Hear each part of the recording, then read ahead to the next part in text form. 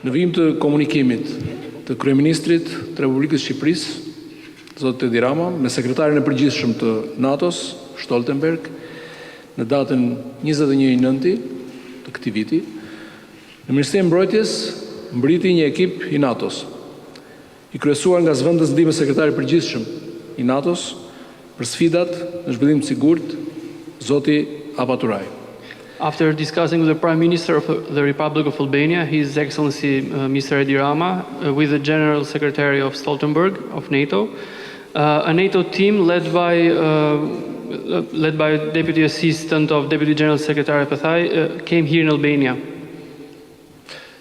Sapo zhvilluam takim i cili do të vazhdoj edhe pas kësaj konference me këtu në Ministrinë e Mbrojtjes, edhe me përfaqësues nga Ministria e Jashtme, Ministria e Brendshme, nga Akshi, Autoriteti Kombëtar për Certifikimin Elektronik dhe Sigurinë Kibernetike, si dhe përfaqësia e përhershme e Republikës Shqipërisë në NATO, me qëllim diskutimin në nivel politik dhe operacional teknik mbi situatën kibernetike në Shqipëri, rolin e NATO-s në këtë kapacitet dhe koordinimin e masave konkrete për të ardhmen. After the meeting that we have and the meeting that we will continue to have with the Minister of Defense, as represented by me, and representatives from the Ministry of Interior Affairs, National Agency of Information, National Agency for Electronic Certification and Cybersecurity, and the permanent representatives of the Republic of Albania in NATO, we discussed on a political level and technical, operational, on the cyber situation in Albania and the role of NATO. Ky ekip vjen në vendin tonë për të dhënë asistencë në lidhje me çështjet kibernetike, njohen me situatën aktuale si dhe nevojat dhe mundësitë për adresimin e këtyre çështjeve në vazhdim. This team comes in Albania to give its assistance related to cyber issues and the needs and capabilities in addressing these issues in the future. Pas sulmeve kibernetike ndaj sistemeve dhe infrastrukturës së informacionit, teknologjive të informacionit të shtetit shqiptar, tashmë të identifikuara për nga origjina, i menjëhershëm ka qenë reagimi dhe përgjigja e strukturave të specializuara të vendit në bashkëpunim të ngushtë me ato nga vendet aleate. After the cyber attacks on our system and infrastructure of technology and information of our country, now identified on their origin, we had an immediate response by our specialized structures in coordination with ally countries.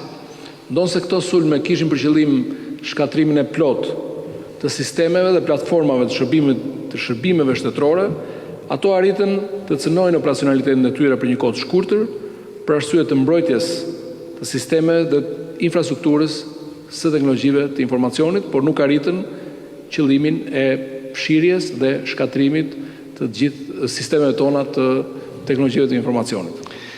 Although the attacks aimed at fully destroying our systems and platforms for national service, they managed to threaten their operationality for a short amount of time because of the defensive systems and infrastructure of technology information, so they couldn't destroy any of our information. Qeveria shqiptare reagoi menjëherë pasi siguroi prova të pakundërshtueshme për origjinën e sulmit, duke ndërprerë marrëdhëniet me Iranin. The Albanian government had a swift response after having a clear evidence on the origin of the attacks, and thus, as a result, by cutting all ties and relations with Iran. Aleatët tanë dënuan ashpër sulmet dhe dolën krah Shqipërisë nëpërmjet deklaratave ndryshme apo dhe me afrimin e asistencës së specializuar në fushën kibernetike. Our allies condemned the attacks and stood by Albania through different press releases and also offering specialized assistance in the cyber field. Aktualisht, pas afro 5 javësh punë intensive, është bërë mundur rikthimi i sistemeve dhe platformave të ndryshme në shërbim të qytetarëve të vendit tonë.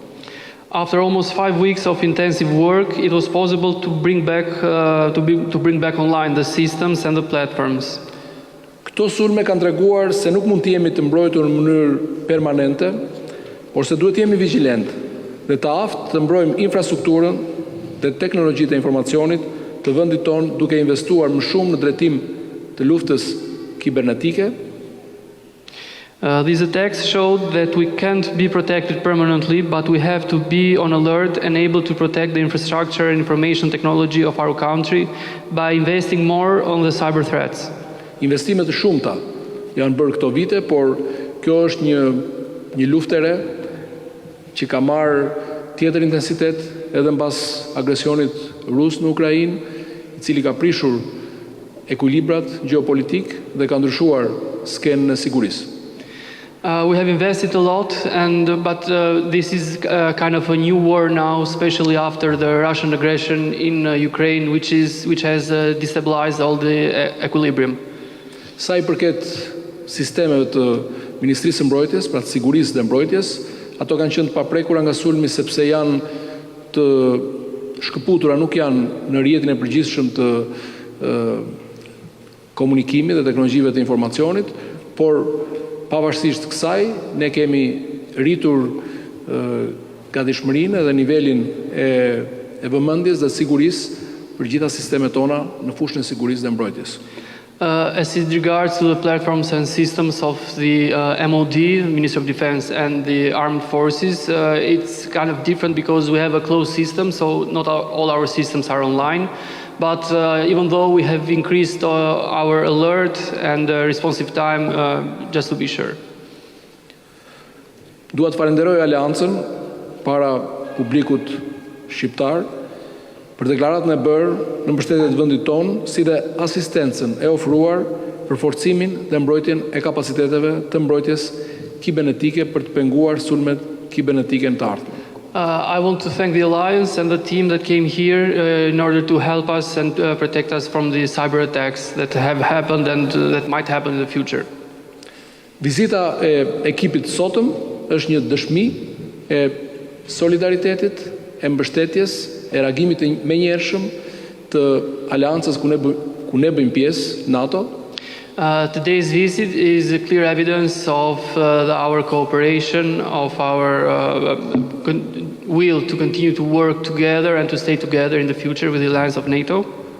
Duke qenë një prej aleatëve të NATO-s, na bën të jemi të sigurt, por natyrisht, siç e thash, duhet vëmendje, duhet më shumë vigjilencë nga të gjitha institucionet, nga të gjithë publiku, patjetër. Ne do të bëjmë pjesën tonë të mbështetur nga aleatët tanë në bashkëpunim, pra, edhe me vende të tjera për të rritur kapacitetet, qoftë në hardware, në software, në trajnime, kapacitetet njerëzore, për të qenë gjithnjë dhe më të mbrojtur, por duhet ta theksoj, ndihemi fatlum që jemi pjesë e aleancës më të fuqishme politike dhe ushtarake në botë. Being part of NATO, of course, makes us feel safe, but of course we have to continue to be on alert. We have to continue to cooperate on cybersecurity and all our other issues. We have to increase our capacities, human capacities, and cyber defense and everything else in order to address these kind of attacks in the future. Duke falenderuar zotin Apaturaj edhe gjithë ekipin që na vizitoi sot, më lejoni t'i kaloj fjalën. I want to thank Mr. Apaturaj and his team here that came with him here. So now the floor is yours. Thank you very much, Minister. Let me say we feel very welcome here in Albania. Faleminderit shumë zoti Peleshi. Falenderoj shumë për ftesën dhe që jam këtu prezant sot në Shqipëri.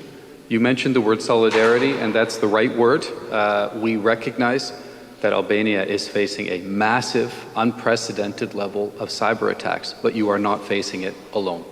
Si thatë dhe ju, ne njohim dhe shikojmë që Shqipëria po përson sulme shumë të rënda dhe shumë të mëdha kibernetike dhe do të themi që në këtë drejtim nuk jeni të vetëm sepse ne do ju mbështesim.